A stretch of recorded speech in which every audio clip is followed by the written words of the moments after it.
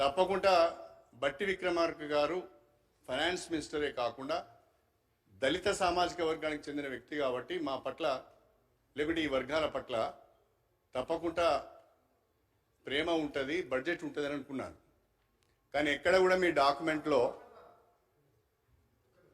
చెప్పమ్మా సార్ని అడగండి.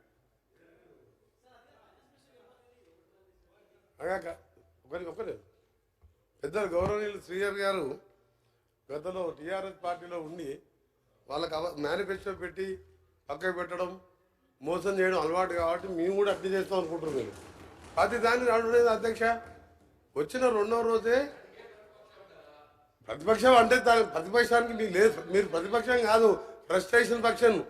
అధికారం పోయింది, ఏం చేయాలి? వారు అంటున్నాడు మా రేవంత్ రెడ్డి గారు కాదు, మన హరీష్ రావు గారు అంటున్నాడు నేనే సీఎం అయితే అని. అంటే కొంచెం ప్రాబ్లం వచ్చింది అంతే వీళ్ళకి. దానికి మనం ఏం చేయలేము, ఇక దాన్ని ఎవరేం చేయలేరు. ఇక దేవుడు కూడా కాపాడలేడు. ఒక్క నిమిషం సార్, దేవుడు కూడా కాపాడలేడు వీళ్ళని, దేవుడు కూడా కాపాడలేడు. రాక రాక నలగొండకు వచ్చింది అధ్యక్ష. మన వర్షాలు లేక ఇబ్బంది పడుతున్నాం, మంచినీళ్ళు లేవు. జగన్మోహన్ రెడ్డి బిర్యానీ తినిపించిండు, రాసిచ్చిండు. వస్తా అధ్యక్ష, వస్తా వీళ్ళు ఎమ్మెల్యే అధ్యక్ష. ఎంత ఐరన్ లేకంటే ఇలా పార్టీ వస్తా పాప 38 ఏళ్ళ ఓంకువాడు సార్.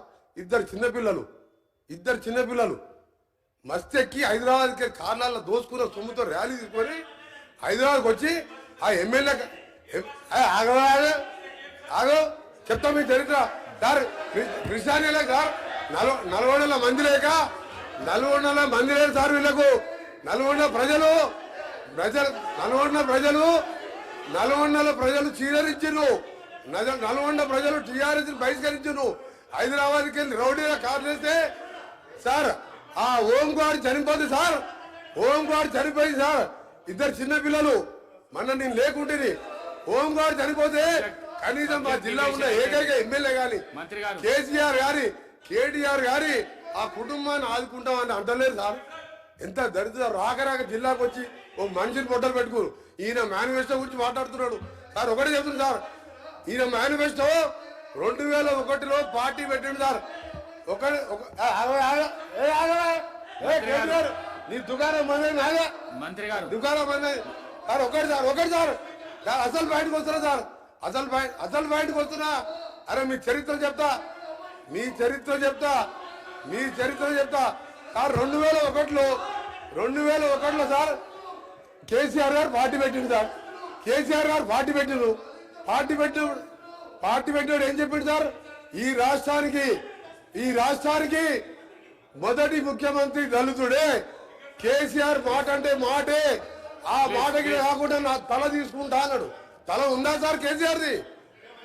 దళితులు ముఖ్యమంత్రి చేసిన దళితులు ప్రతిపక్ష నాయకుడు అయితే, అదే బట్టి విక్రమ్ దళితులు ప్రతిపక్ష నాయకుడు అయితే ఆయన గడుకోసారి ఆ స్థానం చూడలేక 13 సార్ చాలా ఇంపార్టెంట్ సార్. ఇది చాలా ఇంపార్టెంట్. మేనిఫెస్టో గురించి మాట్లాడినప్పుడు మేము మాట్లాడాలి సార్.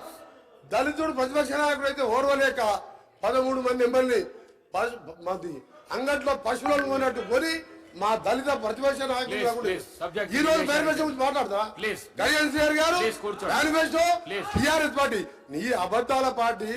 మాకు చెప్పిన మేనిఫెస్టో 2 రోజులలో 2 అమలు చేస్తాం, ఇంకా చేస్తాం, చెప్పని కూడా చేస్తాం. మీ దుకాణం బంద్ చేస్తాం. మీరు అనవసరంగా చేసుకొని మాట్లాడు. శ్రీహరి గారు